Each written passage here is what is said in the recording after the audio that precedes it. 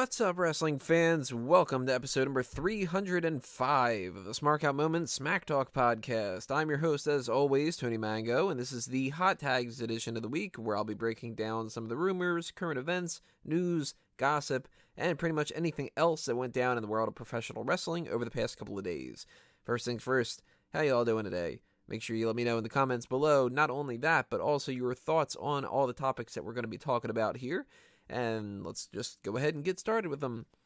Let's talk about how things are sometimes just a little too sweet when it comes to copyright infringement. WWE has threatened legal action against the Bullet Club for using that too sweet moniker, which of course they own at least some rights to from the WCW and WWE stuff in the past that it originally, spawned from. If you don't know the story behind this whole idea, a little bit of brush up on history. What the Click used to do is the little too sweet gesture, and they eventually took this into WCW with the NWO and everything like that, and it became kind of a little bit more of like a Kevin Nash thing, I guess. Like he was really the one that really did it the most, more than anybody else. But the Bullet Club has adopted that on their own for quite some time. And it seems like WWE is just kind of sick and tired of it. So they are now threatening to, of course, not let them be able to actually do any more t-shirts and stuff based off of this. And the Bullet Club, they're kind of trying to turn into the skid and make a little bit of money on the idea of the censorship and the copyright. It's not really censorship. It's more so, you're not able to steal something that somebody else has and stuff. But I am on the fence when it comes to this kind of a thing. I have my t-shirt shops, and some designs get taken down every once in a while for copyright infringement. And to me, that's kind of ridiculous in certain ways. Now, I can understand if I, say, took a picture of, I don't know,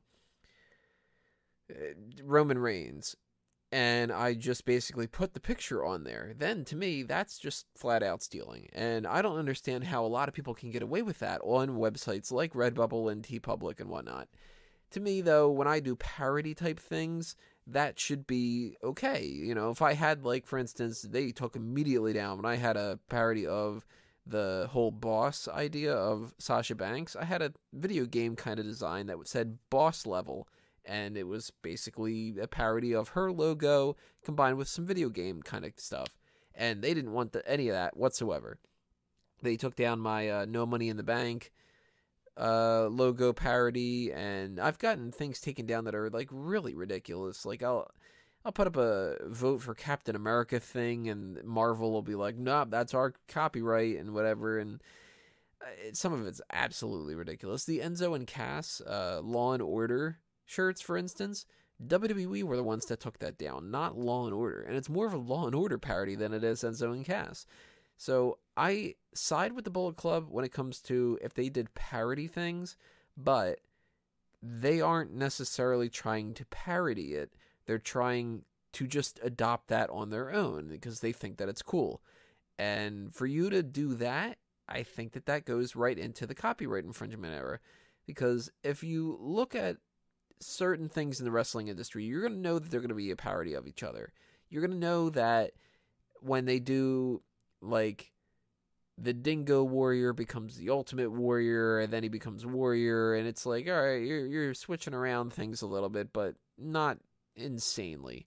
And when Hulk Hogan goes from WWF to WCW, and he can't use Real American anymore, so they use American Made, that's kind of trying to parody things a little bit. So if the Bullet Club were to do something that was similar to Too Sweet, but not the exact same thing, then I'd be all on their side. But you got to imagine, they were just kids that used to like that Attitude Era type stuff, and they wanted to do it again. That's why they do the super kicks, is because they were big fans of Shawn Michaels. And that's kind of shitty. I also think it's kind of funny that they did this whole invasion thing, and they were like, oh, we did something that's never been done before, and all that. And it's like, no, DX did it. So you're not really all that innovative when it comes to that. But it'll be interesting to see if something comes out of this, where if the Bullet Club and, the Young Bucks and everybody associated with that, if they stop using the Too Sweet, or if they can kind of get around it with some loopholes and continue to do it. But I would assume that WWE has more pull when it comes to this, and if push comes to shove, which is a bad phrase to use after saying that they have more pull, but you get what I mean, I think that they can eventually tell them to stop, and they'll have to stop. But the idea of taking things from WWE and moving out of WWE makes us talk about the next subject that we got going on here. Daniel Bryan has hinted, or, well, flat out said, that he's growing his hair out because of a future wrestling match that he would like to have. And he more than likely wants to do it in Mexico and make it like a hair versus hair match or a hair versus mask match or something like that. This is another sign that once his contract is up, that he's going to be leaving WWE and he's going to be trying to wrestle elsewhere. And that is not something that I'm all too fond of. One of the things that pisses me off, that's kind of a strong phrase, that bugs me, I guess you could say, about the situation is if he is legitimately able to wrestle, WWE should be the place where he should be wrestling. Number two, which annoys me, if Daniel Bryan leaves, then what's going to happen over the next bunch of years? He's going to wrestle elsewhere and he's going to risk his life because he just wants to wrestle a couple more matches where it's not going to be something that people pay too much attention to, and he risks so much for so little, essentially.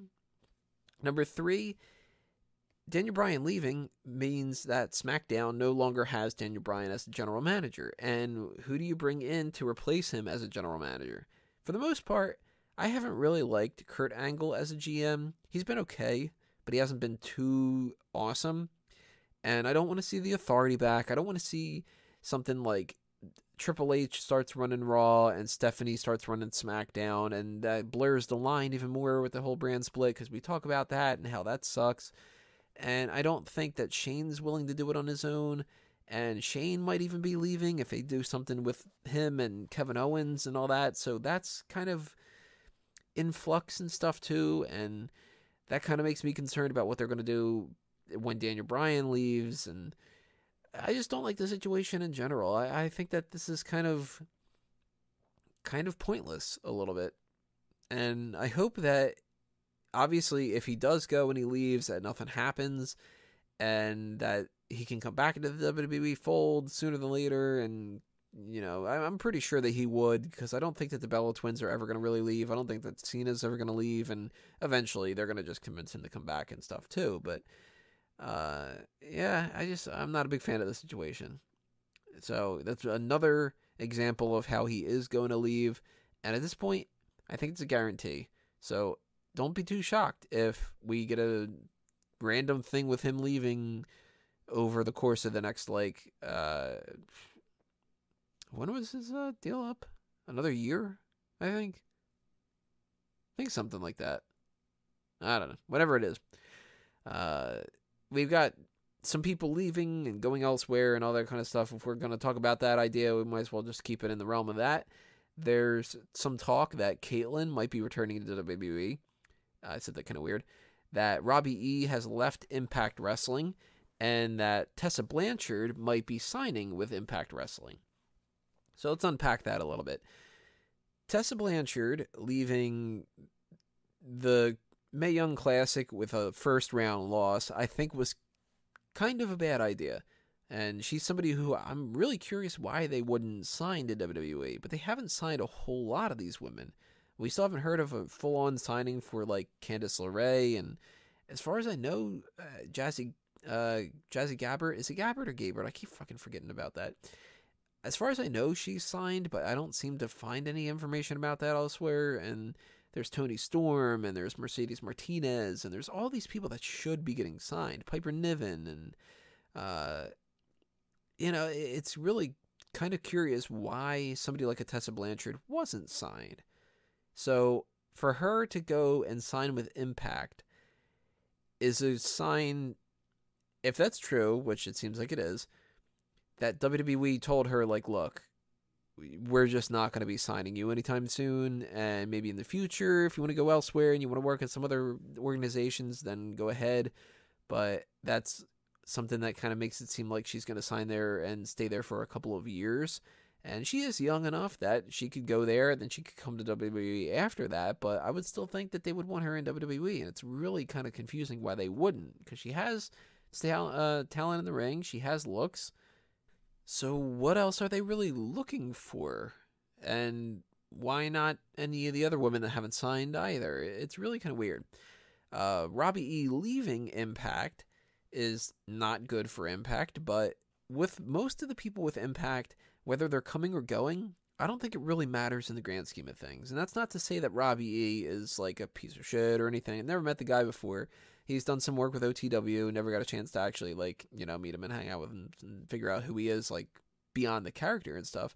But he's always been somebody that I thought was pretty interesting and somebody that I thought that there was a potential for. And I would have actually at one point been interested to see him team up with Zack Ryder. That would have been kind of interesting.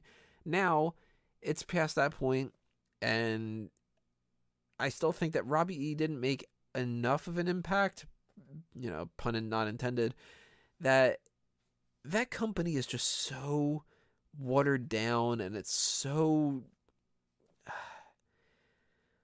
shitty. Like, I was trying to think of another word for shitty, but really, that's what it is. It's just, they're a shitty company as far as like the way that the fans are going to be looking at them, and they're going to be looking at them no matter what.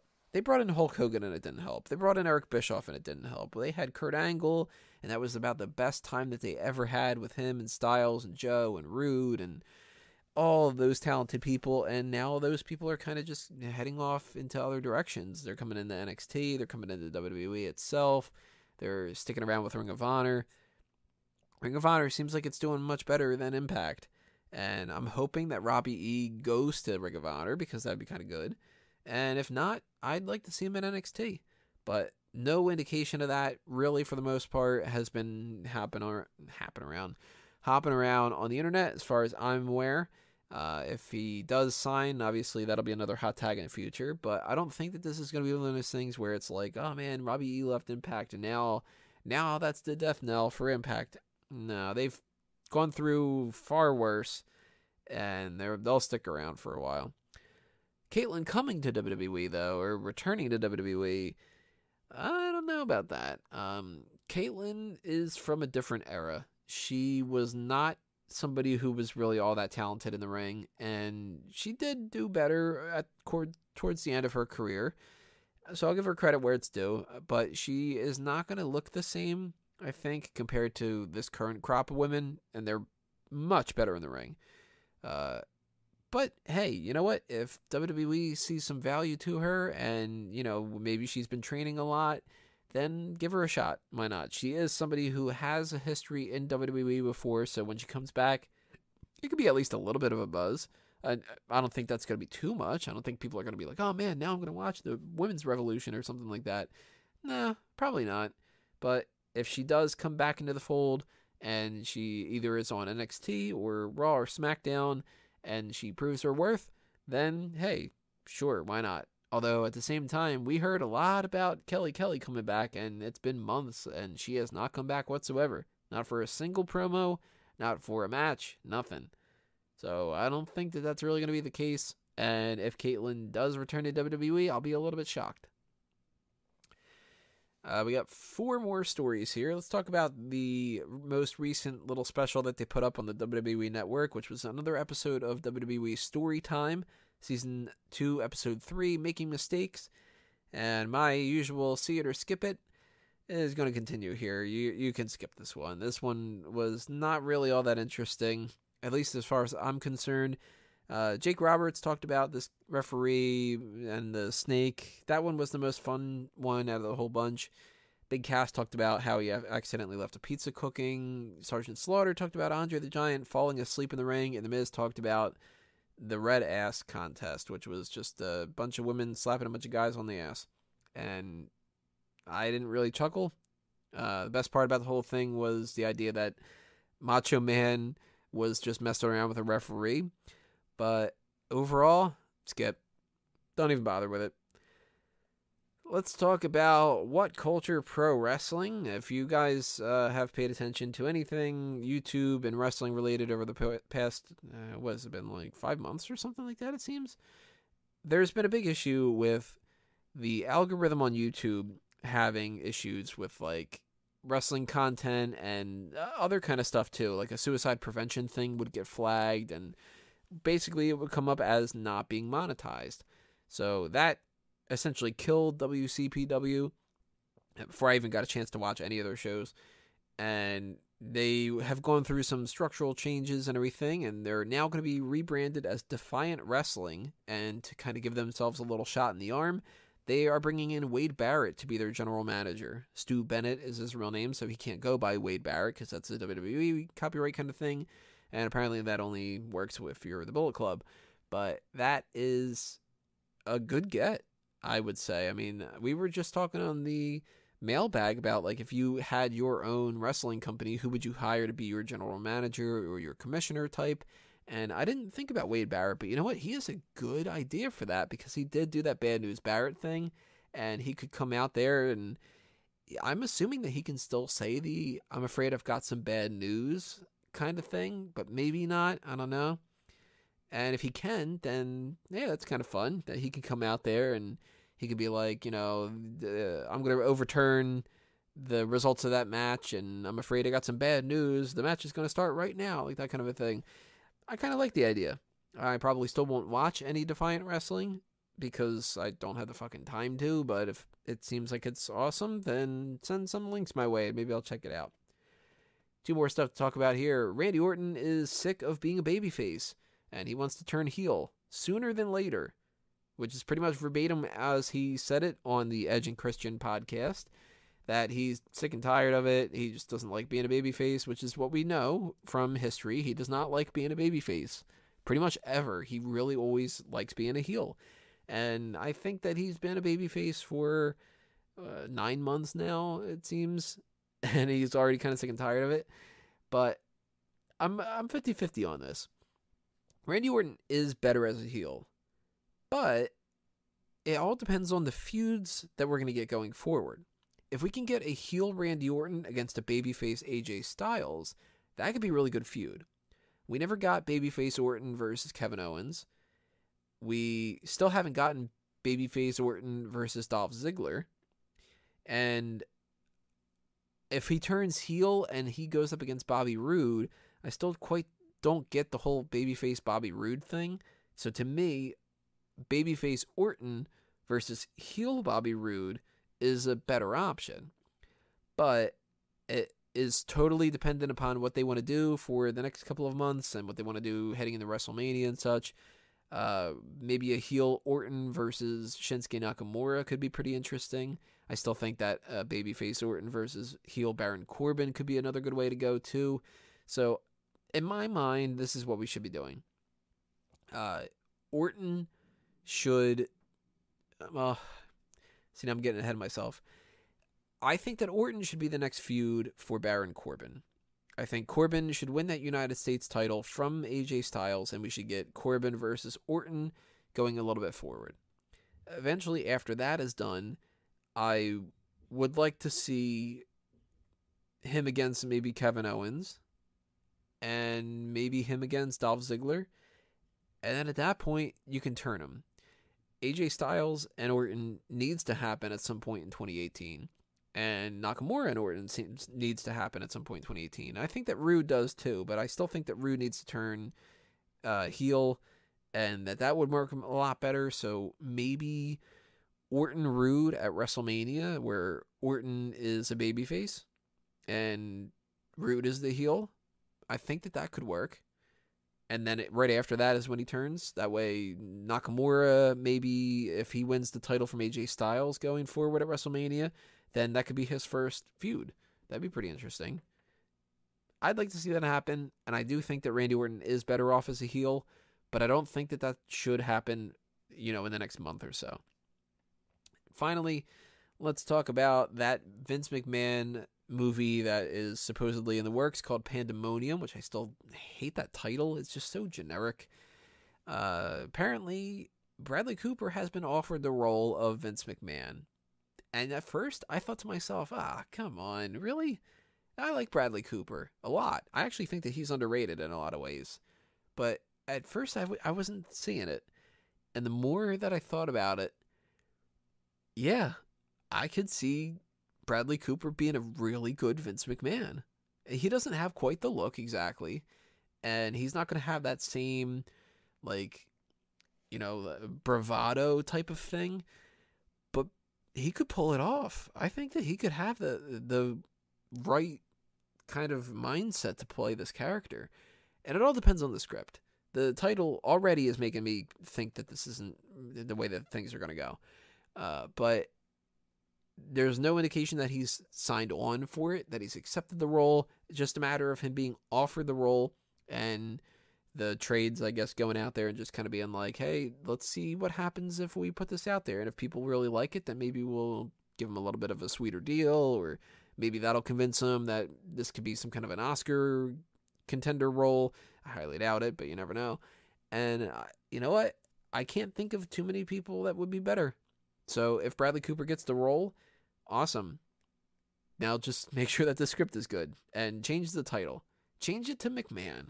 Just make it McMahon, Or make it like, I don't know, the Wrestling Empire or something like that. I hate that fucking idea. Never mind. Don't do that. But Pandemonium to me is just, no.